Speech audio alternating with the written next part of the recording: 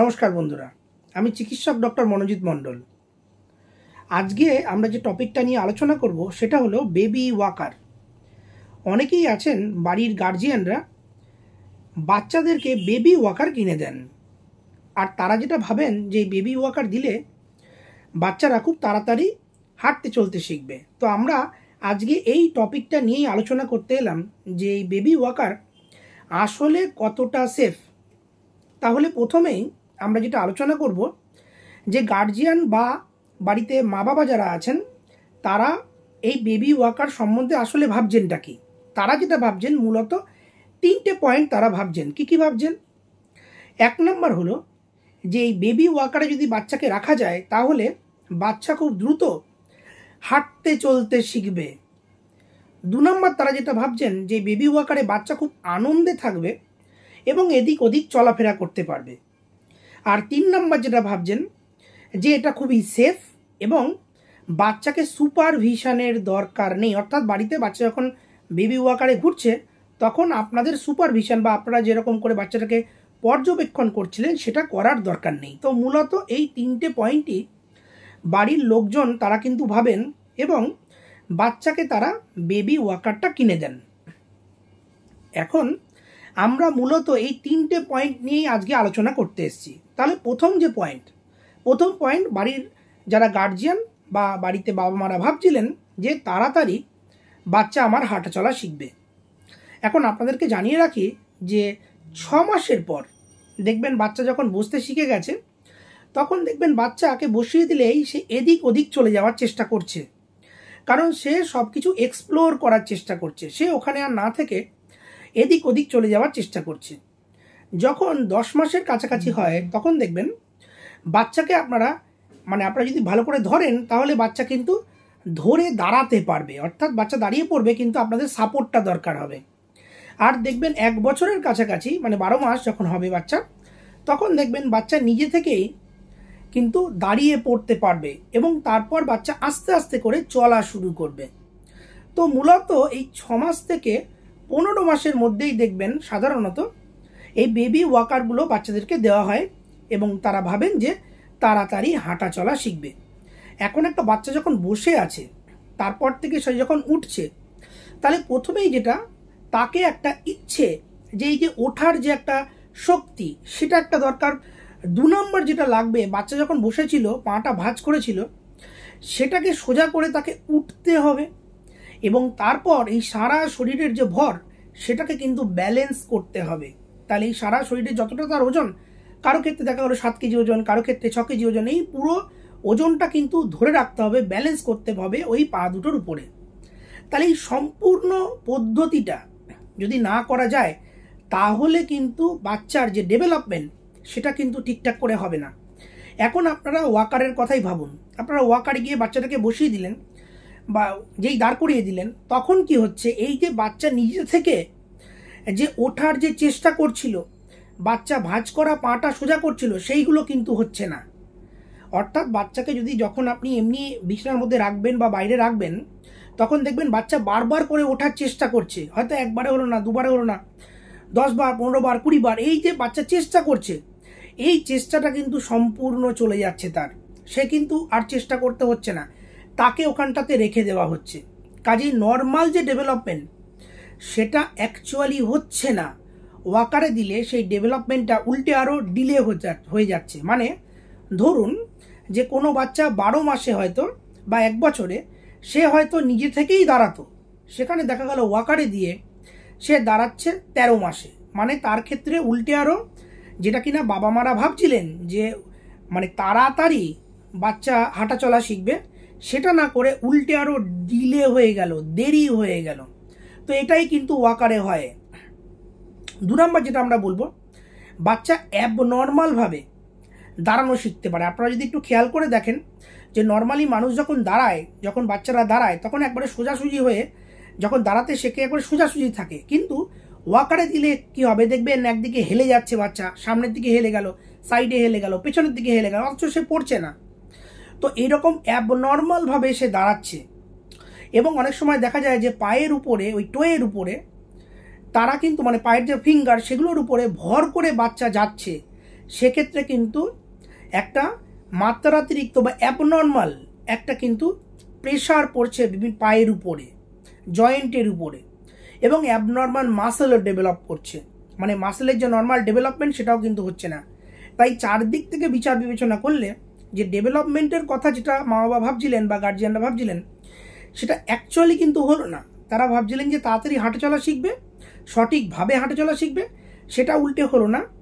হাঁটা চলা যেমন ডিলে হয়ে গেল, উল্টে আরও তাদের abnormal development, abnormal walking pattern সেগুলো কিন্তু ডেভেলপ করছে। তাহলে প্রথম যে তত্ত্বটা সেটা একেবারেই কিন্তু মা বাবার দাঁড়ালো না। 2 নম্বর যেটা, বাচ্চা হাসি খুশি থাকবে, এদিক সেদিক যেতে পারবে। হ্যাঁ, এটা ঠিক কথা যে ওয়াকারের মধ্যে যদি বাচ্চাকে আপনারা রাখেন সেক্ষেত্রে বাচ্চা হাসি খুশি থাকে, প্লেফুল থাকে, এই নিয়ে কোনো ডাউট নেই।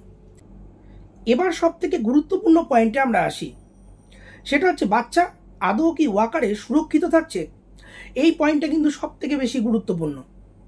বাবা মারা যেটা ভাবছেন যে ওয়াকারের মধ্যে রাখলে তাদের সুপারভিশন দরকার নেই এবং তারা বাচ্চা বেশ আনন্দে থাকছে, এদিক ওদিক ঘুরে ঘুরে বেড়াচ্ছে, বাচ্চা আমার সেফটি থাকছে, সেফ থাকছে, তো সেই পয়েন্টটাই সব থেকে বেশি গুরুত্বপূর্ণ পয়েন্ট, সেফটি।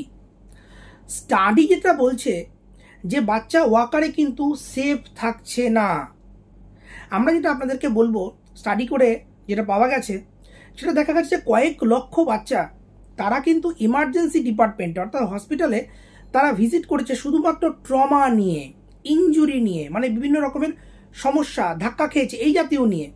এবং কিছু কিছু ক্ষেত্রে দেখা গেছে যে মারাত্মক ধরনের ব্রেনে আঘাত এবং গলায় আঘাত সেগুলো কিন্তু পাওয়া গেছে এই জাতীয় ইনজুরি। এখন আমরা আরও একটু বিস্তারিত আপনাদেরকে বলবো। একটা হচ্ছে বাচ্চা যখন বাড়ির মধ্যে ওয়াকারে আপনারা চালাচ্ছেন, আরেকটা হচ্ছে যখন বাড়ির বাইরে যাচ্ছে ওয়াকার নিয়ে।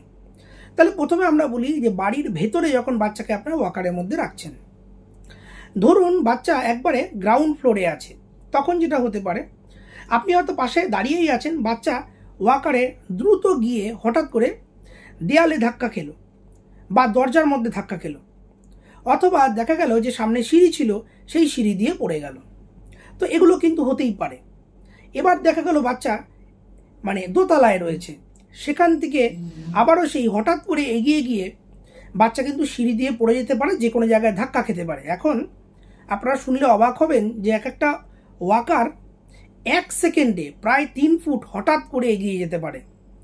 মানে কিছু কিছু ক্ষেত্রে অনেকে বলে থাকেন যে মানুষ যেরকম হাঁটাচলা করে বা দৌড়ায় তার থেকেও নাকি কিছু কিছু ওয়াকার সাডেনলি স্পিড নিয়ে নিতে পারে। তাই আমরা যেটা বলবো যে যেহেতু খুব দ্রুত এইটা এগিয়ে চলে যাচ্ছে, তাই আপনি যদি ভাবেনও বাচ্চার পাশে আপনি দাঁড়িয়ে আছেন, সেক্ষেত্রে মোমেন্টারিলি উইদিন 1 to 2 সেকেন্ড বাচ্চা এমনভাবে ওই ওয়াকারে এগিয়ে যাবে যে আপনি বাচ্চাটাকে ধরেও উঠতে পারবেন না। তার আগেই আপনি কিছু বুঝে ওঠার আগেই কিন্তু দুর্ঘটনা অলরেডি ঘটে গেছে।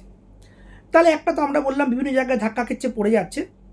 আর যেটা আমরা বলবো, ধরুন কোনো কারণে কোনো একটা জায়গাতে আপনারা কিছু জিনিস রেখেছিলেন, ধরুন কোনো তেল রেখেছিলেন বা সাবান রেখেছিলেন, মেডিসিন রেখেছিলেন, আগে বাচ্চা সেখানে গিয়ে পৌঁছতে পারছিল না, এখন এই ওয়াকারের জন্য সে কিন্তু দ্রুত সেখানে গিয়ে সেই জিনিসগুলো খেয়ে একটা পয়জনিং হয়ে যেতে পারে।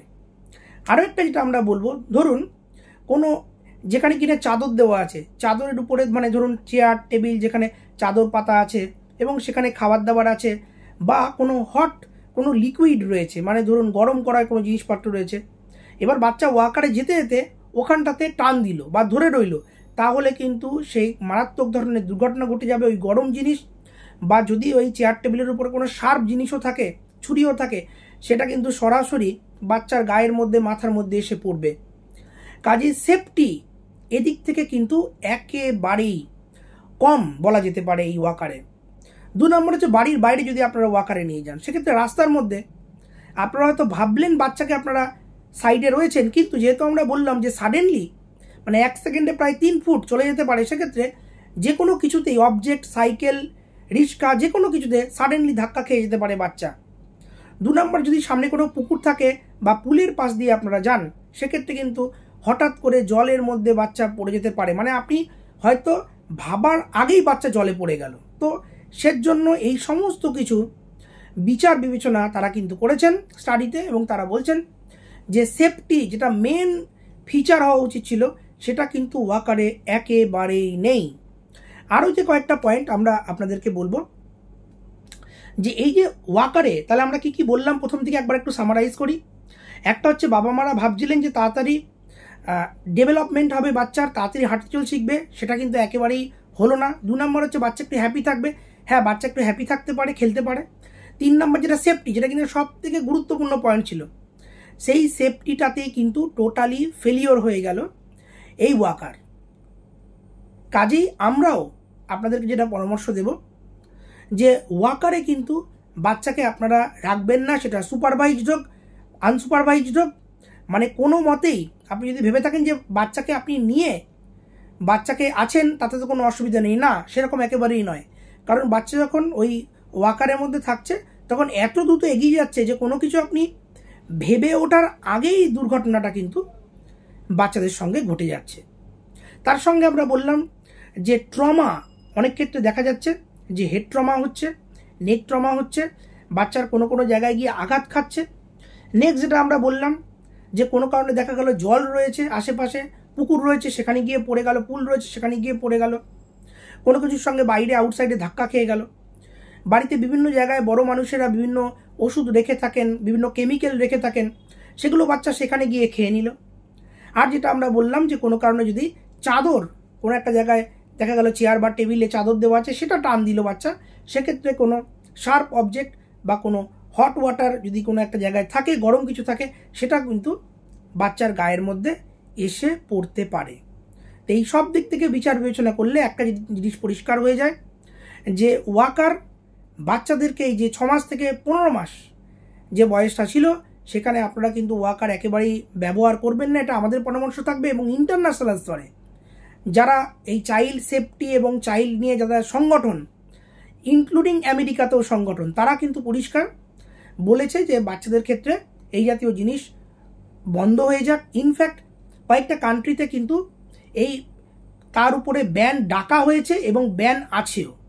তো আমি যেটা আপনাদেরকে বলবো, যেটা একবারেই আপনারা এখন থেকেই কনসাস হয়ে যান এবং আপনারা কিন্তু বেবি ওয়াকারে বাচ্চাকে এইভাবে মানে চাপিয়ে দিয়ে আপনারা হয়তো ফলস সেন্স একটা আপনাদের মধ্যে আসছে, যে ফলস সেন্স অফ সিকিউরিটি আপনারা ভাবছেন, একটা ফলস সেন্স মানে আপনারা ভাবছেন যে ডেভেলপমেন্টটা কুইক হবে, সেই সমস্ত কিন্তু অ্যাকচুয়ালি ব্যাপারটা নয়। আপনারা এই জিনিসটা একেবারেই করবেন না। তাহলে বেবি ওয়াকার নিয়ে আমার মনে হয় যে আপনাদের যা যা বিভিন্ন জিজ্ঞাসা ছিল বা আপনাদের যা যা প্রশ্ন ছিল সেগুলোর কিছুটা হলো সমাধান হয়েছে বলে আমি মনে করি।